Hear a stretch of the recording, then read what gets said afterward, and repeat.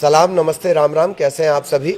वैसे भी हम इतनी वॉर जोन की खबर आपको बताते हैं, पता नहीं आप क्या सोचते होंगे, लेकिन वहाँ के अपडेट भी जानना ज़रूरी है। प्रत्यक्ष या अप्रत्यक्ष ये हम सभी को प्रभावित करते हैं। तो आज की हमारी खबर भी इसी के इर्द गिर्द है। ताज़ा धमकियाँ, तनातनी का दौर। दुनिया जब अलग अलग मोर्चे पर युद्ध झेल रही है तब तनातनी से बचना चाहिए। पर जैसे कि मैं हमेशा कहता हूँ, चौधरी जी यानी अमेरिका, उनकी दिक्कत यह है कि उन्हें जबरन लोगों की भलाई करनी है। कोई ना चाहे तो भी वो भलाई करने पर आमादा हो जाते हैं।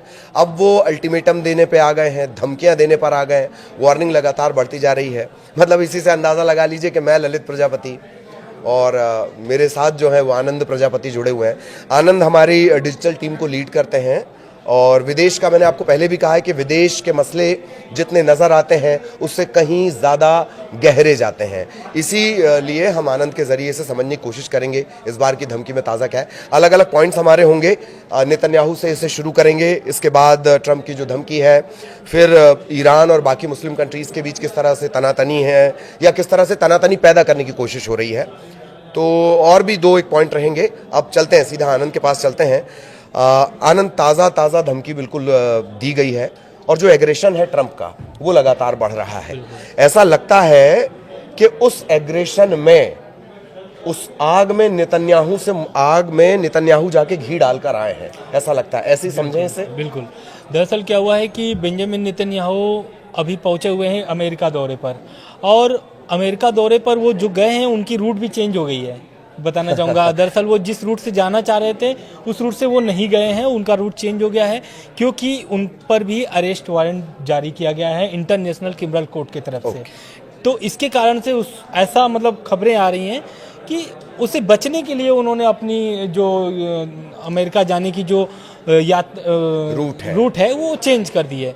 दरअसल ये तो बात होगी नेतन्याहू की अमेरिका दौरे की। अमेरिका दौरे जब वो पहुंचते हैं, ट्रंप से मुलाकात होती है उनकी, और ट्रंप से बातचीत के बाद जो ट्रंप का तेवर ईरान के प्रति होता है वो अब और तेज दिखता है।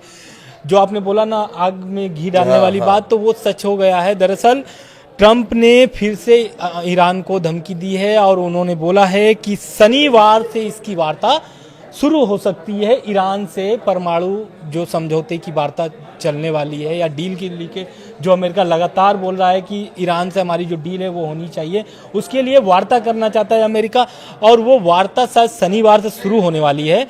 तो इस वार्ते को लेकर के ट्रंप का बयान आया है। ट्रंप ने बोला है, ट्रंप पहले भी बहुत बार धमकी दे चुके हैं ईरान को और लगातार दे रहे हैं, और ईरान भी उस पर पलटवार कर रहा है।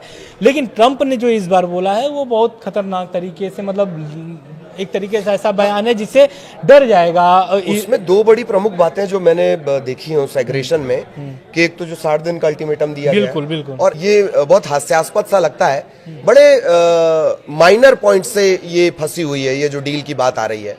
अगर हम इनको मान लिया जाए कि आनंद बाबू ट्रंप बन जाएं, हम ईरान बन जाएं, और जो विपिन बाबू हैं जो पीछे सपोर्ट कर रहे हैं, अगर हम उन्हें थर्ड पार्टी बना लिया जाए, तो ये अड़े हुए हैं, ट्रंप अड़े हुए हैं कि नहीं, डील डायरेक्ट होनी चाहिए। ट्रंप जो कह रहे हैं कि डील डायरेक्ट होनी चाहिए या किसी हम मध्यस्थता को स्वीकार नहीं होना चाहिए, हम किसी मीडिएटर के थ्रू बात नहीं करेंगे। कितना बारीक सा पॉइंट है कि आप एक मीडिएटर के पॉइंट को लेकर और इतने बड़े मसले को अटकाए हुए हैं। ये मीडिएटर से ज्यादा दोनों का ईगो का क्लैश ज्यादा लगता है।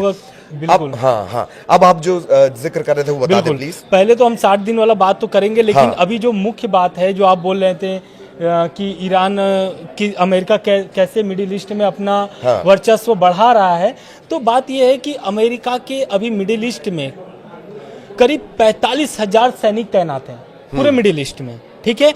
और अमेरिका का एयरबेस है कई मुस्लिम देशों में, और वो देशों का नाम जो है वो है कतर है, बहरीन है, और इराक है, यूएई है।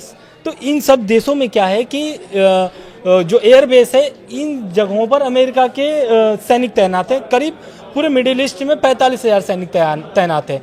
तो अब क्या है कि ईरान ने धमकी दी है अब मुस्लिम देशों को, ठीक है। और ये जो खबर आ रही है ये मतलब एक तरीके से चौंकाने वाली खबर है, क्योंकि ईरान खुद मुस्लिम देश है और वो मुस्लिम देशों को एक तरीके से धमकी दी है। और वो धमकी इसलिए क्योंकि वो नहीं चाहता है कि मुस्लिम देशों के या मुस्लिम देश के धरती से ईरान पर हमला हो। दरअसल जो अमेरिका के एयरबेस है वो मुस्लिम देश में है, और वो है इराक, कुवैत, यूएई, कतर, तुर्की, बहरीन, ठीक है। अब ये इन देशों में इनका एयरबेस बना हुआ है, सैन्य ठिकाने एयरबेस इनके बने बड़ा हुए हैं। महत्वपूर्ण हो जाएगा। बिल्कुल। अब जब भी अमेरिका अगर हमला करता है ईरान पर, तो वो इन्हीं एयरबेस से, इन्हीं सैन्य ठिकानों से हमला करेगा। तो जाहिर सी बात है, जिस धरती से हमला होगा, ईरान ने साफ बोल दिया है कि अगर आप जमीन से लेकर के या फिर आप कोई भी सैन्य सहायता अगर अमेरिका को देते हैं अपनी धरती से, तो उसका अंजाम आपको भुगतना पड़ेगा, इसका अंजाम बुरा होगा। दूसरी बात, जो 60 दिन वाली बात हम बता रहे थे, नेतन्याहू के मुलाकात के बाद ट्रंप ने अल्टीमेटम ईरान को दे दिया है और ईरान को बोला है कि 60 दिन की ईरान को टाइम दिया जा रहा है। लेकिन ये जो अमेरिका का जो 60 दिन का अल्टीमेटम है ना, उस अल्टीमेटम के बाद से ईरान का जो एक तरीके से तेवर था, वो अब कम दिखता नजर आ रहा है। दरअसल जो ईरान के सहयोगी जो घटक हैं, दल हैं, जो एक तरीके से उसको आतंकी संगठन, जिनको हम आतंकी मानते हैं, पर ईरान जिनको दोस्त मानता है, अमेरिका मानता है कि कथित रूप से वो आतंकी संगठन है, वो है हमास, हिजबुल्ला और हुती विद्रोहियों। दरअसल अब ये तीनों को क्या हुआ है कि इजराइल हमला लगातार जारी कर दिया है, सीज फायर उल्लंघन करते हुए लगातार हमला कर रहा है, सीज फायर का उल्लंघन कर दिया और लगातार उल्लंघन हो रहा है। उस उल्लंघन के बाद से इजराइल ने तीनों की कमर तोड़ करके रखी है, दोनों की कमर तोड़ के रखी है। हुती विद्रोहियों का तो अमेरिका अपने से यमन क्या बोलते हैं, रेड सी पर ही वो संभाला पड़ा। ये कुछ ऐसा लग रहा है कि मतलब इजराइल तीनों पैर तोड़ दे रहा है, बिल्कुल, और ईरान को धमकी देने के लिए वो बार बार आगे कर रहा है। हाँ। अमेरिका को, क्योंकि गाहे बगाहे इन्हें आप कह सकते हैं कि आतंकी संगठन है। हाँ। हमने तो आतंकी संगठन पर कार्रवाई की, पर ईरान को धमकी देने के लिए उतना ही बड़ा नाम भी चाहिए, तो वो काम अमेरिका कर रहा है। बिल्कुल। अब इजराइल क्या कर रहा है, हमास और हिजबुल्ला को पूरी तरह से कमजोर कर दिया है। ठीक। अब और उधर से रेड सी पर अमेरिका लगातार हमला कर रहा है हुती विद्रोहियों पर। तो ईरान क्या हो गया है कि चारों तरफ से अब घिर चुका है, वो एक तरीके से कमजोर नजर आ रहा है। और अब ये देखना ये होगा कि ये वार्ता में क्या होता है। जो ये परमाणु कार्यक्रम को लेकर के जो न्योता दिया गया है अमेरिका की तरफ से वार्ता करने के लिए, अब इस वार्ते में अब ईरान शामिल होता है कि नहीं होता है, ये आने वाले समय बताएगा। लेकिन जो आप बता रहे थे स्ट्राइक की बात, तो अगर ये स्ट्राइक अगर अमेरिका करता है, और अगर वो भी उन जगहों पर करता है जहां डाउट है, क्योंकि जाहिर तौर पर इजराइल और अमेरिका अपने जो सीक्रेट इनपुट है वो शेयर करेंगे। बिल्कुल। इजराइल कितना बेहतरीन तरीके से ट्रैक कर सकता है अपने दुश्मनों को, वो हमने सिनवार के मामले में देख ही लिया है। तो ये भी तय है कि इजराइल के पास ये जानकारी है कि फला फला जगह पर परमाणु हथियार से जुड़े काम चल रहे हैं। हाँ। अगर अमेरिका उसमें स्ट्राइक का मन बनाता है, तब तो तबाही ही तबाही है, और पूरी दुनिया के लिए तबाही है। बिल्कुल। लेकिन अब क्या है कि तबाही तो है, लेकिन ईरान के साथ कहीं ना कहीं ये जो दो देशों की हम लोग ने बात किया था, रूस और चीन की, वो लोग हमेशा खड़ा रहेंगे साथ में। भले ही बहुत सारे जानकारों का कहना है कि अमेरिका, चीन और रूस ऐसे तो सपोर्ट कर रहे हैं, लेकिन उस समय क्या पता सपोर्ट ना करें, क्योंकि उनकी भी अपनी अर्थव्यवस्था है, उनके भी बहुत सारे प्रतिबंध अमेरिका पहले से लगा चुका है। रूस यूक्रेन का युद्ध चल रहा है, रूस पर भी बहुत सारे प्रतिबंध लग चुके हुए हैं। उनको भी तेल बेचने के लिए अंतर्राष्ट्रीय लेवल पर जो तेल बेचे जाते हैं उस रूस नहीं बेच पा रहा है। तो इस तरीके के जो बहुत सारे जो लेकिन क्या ये आपने बड़ा अच्छा पॉइंट याद दिलाया, लेकिन क्या रशिया और चाइना इस वजह से नाराज नहीं होंगे कि एक तो रशिया पे प्रतिबंध लगे हुए हैं और ताजा दुश्मनी जो ट्रंप मोल ले रहे हैं ट्रेड फेयर के नाम पर, किससे? चाइना से। बिल्कुल। तो इनको नाराज करने के लिए तो इतना काफी है। बिल्कुल, नाराज तो देखिए दोनों हैं, रूस भी है और चीन भी है। हालांकि कभी दोस्ती नहीं हुई है इन लोगों की, लेकिन अब जिस तरीके से संपर्क साध रहे थे ट्रंप पुतिन से चीन को कमजोर करने के लिए, लेकिन पुतिन क्या है कि पुतिन भी रूस के हैं और वो भी वीटो पावर में है। हाँ। ठीक है, तो वो भी अपनी शक्ति को पहचानते हैं कि मेरी शक्ति कितनी है।